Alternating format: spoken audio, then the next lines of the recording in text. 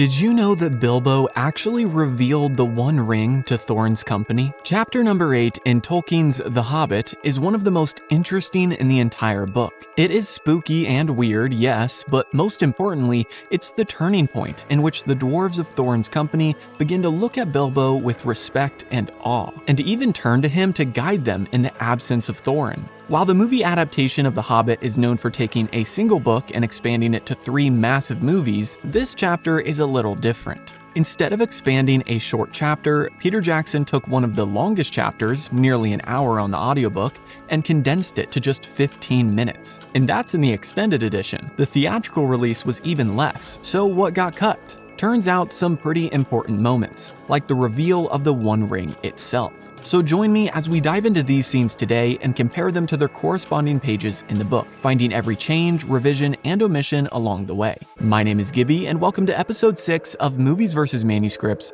The Hobbit Edition.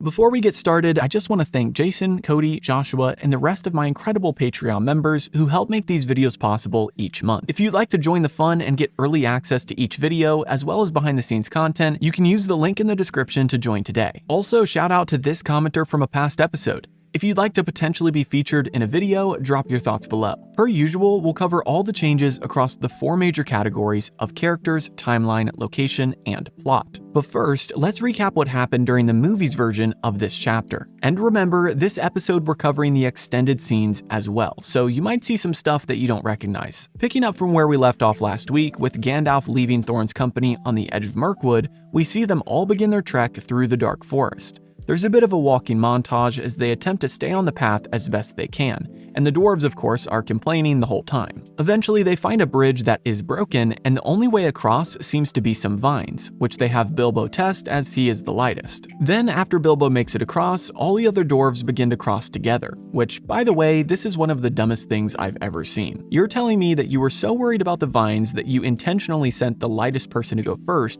but as soon as he crosses, you all dogpile onto the vines? I guess we can write off the stupidity due to the dark magic of the forest.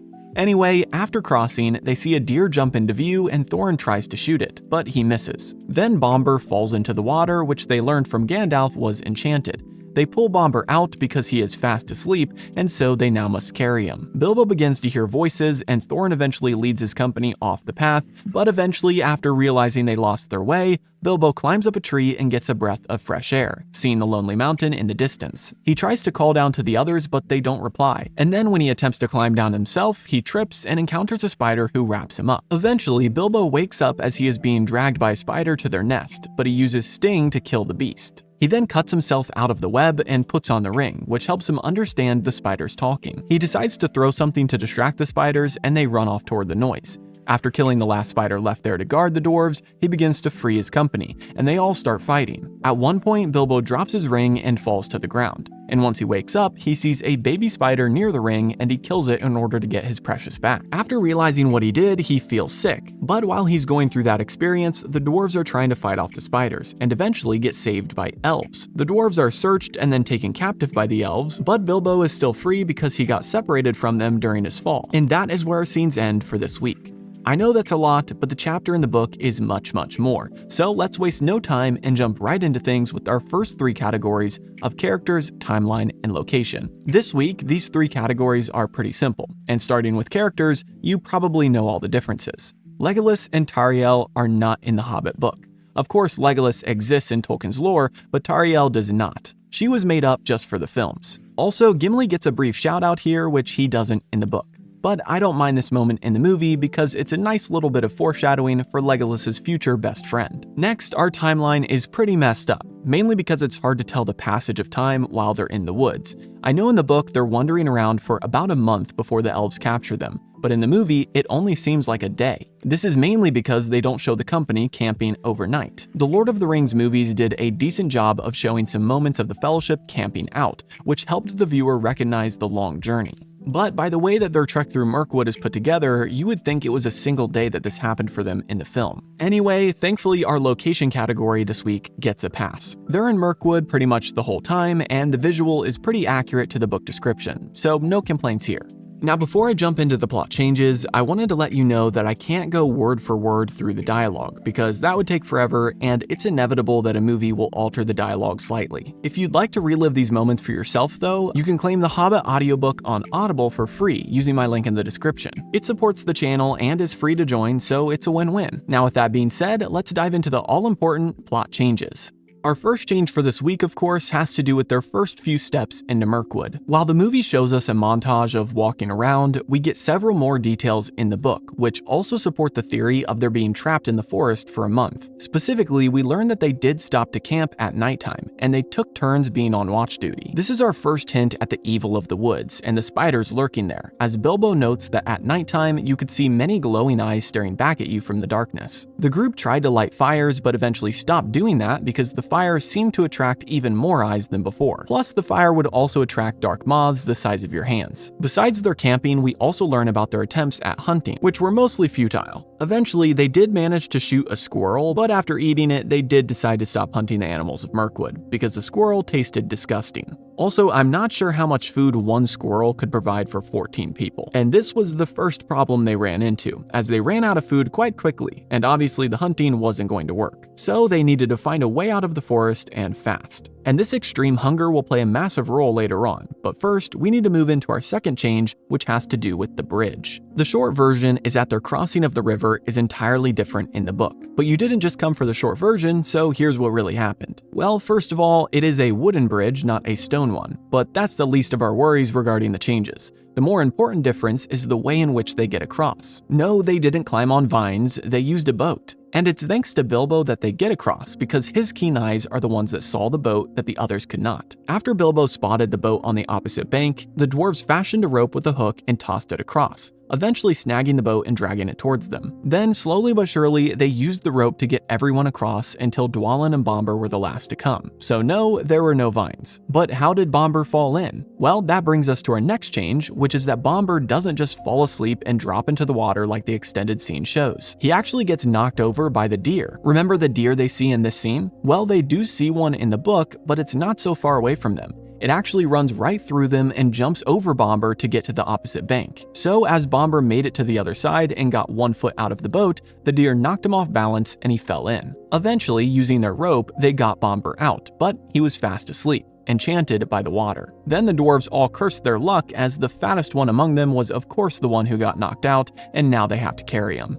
By the way, another change with that moment is the fact that Thorin's aim was true in the book, and he did shoot an arrow at the deer, supposedly killing it. Unfortunately, he hit it when it was already on the other side of the river, so they were unable to retrieve it and eat it. Later, while they're waiting for Bombur to awake, they hear some horns in the forest as if a hunt is taking place. Then suddenly, a hind and a couple fawns appear and the dwarves shoot their final arrows at them, but they all miss. Thorin tries to yell at them to stop, but it's too late and all their arrows are now gone. So now, with all of their arrows gone, they are left starving in Mirkwood with only a few crumbs left in their rations for the rest of the journey. Next, we come to the moment in which Bilbo climbs a tree. But there's a distinct change here, and that is the fact that in the book, it's actually Thorin's idea to have the Hobbit do this. A few days after the incident at the stream, they encounter an area of straight tall beech trees, and they can hear disquieting laughter in the distance. Then a couple days after that, they get to an area of tall great oaks, and they seem to be going mad. At this point, after carrying Bombur for days and having barely any food,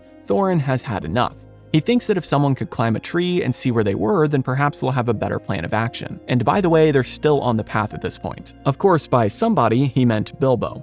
Bilbo reluctantly does so, as he does not have much practice in the art of climbing trees, and when he gets to the top, we have a pretty massive change, which is the fact that he does not see anything useful. That's right, no lonely mountain, no lake. He simply sees the forest stretch on and on. Tolkien writes that they were actually in a small valley of the forest, and despite the tree being the tallest one in that valley, it still was surrounded on all sides by other trees, blocking Bilbo's view. So to Bilbo, it looked like endless trees. He does get a breath of fresh air and he enjoys the sun, but he has no good news to report to the company. And our next change is that no, this is not when Bilbo gets separated from the dwarves. The spiders do not attack until much later. Like I said, this chapter is one of the longest, over an hour on the audiobook, so we've still got some interesting events to cover before the spiders show up. And that brings us to the next change, and that is when Bombur finally wakes up. There's really no details about this in the movie, as they skip over a lot of moments between the extra dwarves and the company. But in the book, Bombur has more speaking parts than you'd think. Shortly after the failed tree experiment, they camp for the night as they eat the last of their crumbs, and then Bombur awakes suddenly. He tells them about the fantastic dream he was having, about a feast with an elven king. The other dwarves pretty much tell him to shut up because they don't want to hear anything about a feast with the current state of their stomachs. Another interesting detail here is that Bombur doesn't remember anything about their adventure. The last thing he says he remembers is the dinner party at Bag End, so he has a hard time believing all the wild stories that the other dwarves are telling him happened. By the end of it, he says he just wants to go back to sleep and dream about the feast again. But they refuse to let him sleep, saying that they've carried his fat butt around long enough. Now, one might think that Bombur's dream would just be from him simply being hungry, but it turns out that the magic of the forest is stronger than that, and the dream is connected to reality. And now we've come to one of the most interesting parts of this chapter, which is a string of events that got completely cut from the movie. You see, as the dwarves are in the woods, they see lights in the distance. With how hungry the dwarves are, they insist on going to investigate, but Thorin says they shouldn't leave the path, which is kind of the first change here. The movie made Thorin kind of go crazy, but honestly in the book, he's the only one with any sense during these moments. In the movie, it's Thorin's idea to leave the path, but in the book, he's pretty much the only one who doesn't want to. Unfortunately for him, despite being their leader, he's outvoted by a landslide. The other dwarves are starving. The lights in the distance might mean food. And since Bombur wouldn't stop talking about his dreams of a feast, the others decided that they would go look at the lights, and so they all plunged into the darkness together. So what happens? Well, that's our next change, as this is where we get introduced to the elves of Mirkwood. Much more mischievous than their kin, the elves were partying it up and feasting in the forest. But due to some sort of magic, they would disappear anytime Thorin's company got close. We read that Bilbo and the others would approach and see the feast, the tables of food, the elven king, and they'd hear singing and dancing, but as soon as they would step into the light, the flames would go out and everything would go dead silent as if by magic. But that's just the first time, and things get interesting as the event repeats. That's right, it doesn't just happen once. Soon after their first attempt, they see lights pop up in a different part of the forest, and they go after it once again. But thinking to be sneakier, Thorin sends Bilbo first, as he guesses that a hobbit would be less intimidating to the elves. As Bilbo steps into the feast light, everything goes dark again and Bilbo passes out, falling under a similar enchantment to Bombur. In the pitch black, it takes a while for the dwarves to find him again, curled up and asleep on the ground. Eventually, they rouse Bilbo and he tells them about the wonderful dream he was having of a feast, which sounds just like Bombur's dream. And that leads us into another change as we read about their third encounter with the elves and their feast, because this is where the spiders finally come into play. Like we discussed already, Bilbo doesn't get separated from the dwarves because of him climbing a tree. He gets separated because of another one of these feasts. They see the lights in the distance for a third time, and this time Thorin decides to step out alone. Once again, everything goes dark, and Bilbo gets separated from the rest of the company in the darkness. Due to his prior experience, he still has the enchantment on him, and he eventually falls asleep on the ground, unable to resist the magic. It isn't until a while later that he wakes up and finds himself in an odd predicament. He opens his eyes to see a spider wrapping him up, already having his legs tied together. Just like any of us would, Bilbo freaks out and starts punching the spider, causing it to back off long enough for him to grab his sword and cut his legs free. He then kills the spider with the sword and passes out from exhaustion. When he comes to, he sees the spider dead beside him, and this is when he names the sword Sting. But now he's in a sticky situation, in more ways than one, as he looks around and he realizes that he has completely lost his way, and he doesn't know where Thorin or the other dwarves have gone off to. And this leads us into the next change, in which Bilbo handles the spider situation quite differently in the book. After killing the large spider all by himself, Bilbo gets a boost of courage and eventually finds where the spiders have taken the dwarves. All he has to do is remember where he heard voices from the night before, and he walks in that direction long enough until he finds their hideout. At this point, he has already slipped on the ring and disappeared, so he could do some reconnaissance. He watched as the spiders discussed what to do with the dwarves, one pinching the nose of Bombur to see if he was dead, and Bombur yelped and kicked the spider. This angered them, and instead of throwing a branch like the movie shows, Bilbo did something quite odd.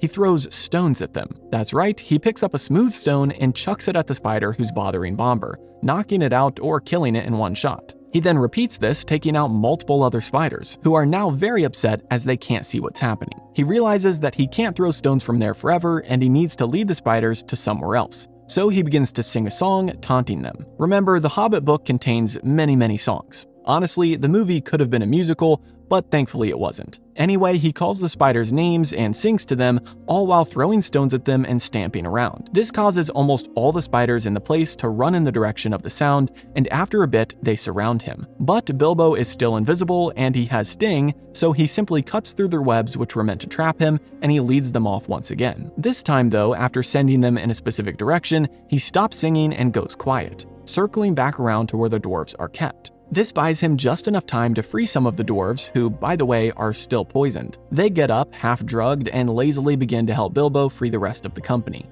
But eventually, the spiders return and the fight begins. The dwarves try their best, but Bilbo is really the one who does all the work here. And by the way, before he freed the dwarves, he had taken off his ring so they could see him. This is honestly some of Bilbo's best work, and it goes to show just how fierce he can be. We don't really see this epic side of him in the movie because, ironically, they kept this part a little more realistic than the book. For example, there's a part in the book in which Bombur is being dragged off again, and Bilbo jumps down from a tree into the middle of 6 spiders and kills all of them.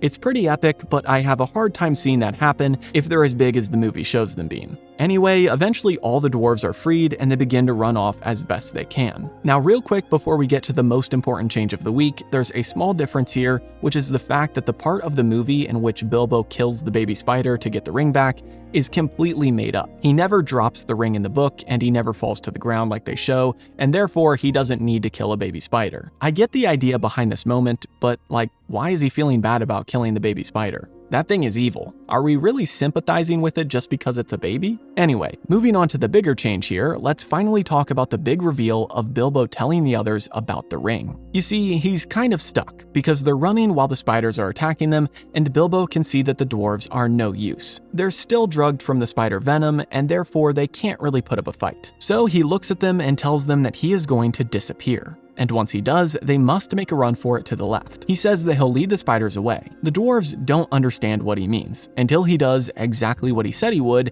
and suddenly vanishes right in front of their eyes. They are shocked, but Balin thankfully has enough wits about him to understand the plan. So he guides the company to the left as Bilbo begins his singing again and calling the spiders names, causing them to be led off in the opposite direction. Suddenly, his singing stopped, and the dwarves feared the worst, until Bilbo appeared out of thin air right in front of them and told them to keep running. This bought them a little extra time as the spiders still chased them, but eventually they made it to a clearing where one of the feasts from the night before was held. At this location, the spiders stopped chasing them, seeming to not like the good magic that surrounded that elven feasting area. And with that, the spider fiasco finally ended and the company was safe. Well, part of the company. You see, after forcing Bilbo to explain himself regarding the ring and tell them the full story of the mountain and Gollum and all that fun stuff, they realize they're missing one very important person, Thorin. And that brings us to the final change of the week, which is that Thorin was captured by elves before any of the spider stuff ever happened. That's right, just like Bilbo, when Thorin stepped into the third feast the night before, he immediately passed out under the magic of the elves, and in the darkness, the dwarves never found him. Of course, at the same time, the spiders attacked, so they all got separated, but the spiders must have missed Thorin, who was laying on the ground asleep. But Thorin still got captured, just not by spiders. Rather, the elves got to him first, and he was taken to the Elven King. I'll get into the specifics of their conversation in the next episode, but for now, just know that Thorin's company was separated from their leader, and they thought him lost in the woods or dead. So eventually, when they were captured by the elves as well, which they were shortly after escaping the spiders, they were imprisoned separately from Thorin. It isn't until later when Bilbo searches the caves that he finds Thorin in a separate prison. But again, that's a whole batch of changes that we can address in the next episode. Because for this week, we're all wrapped up. What do you think about these changes and omissions?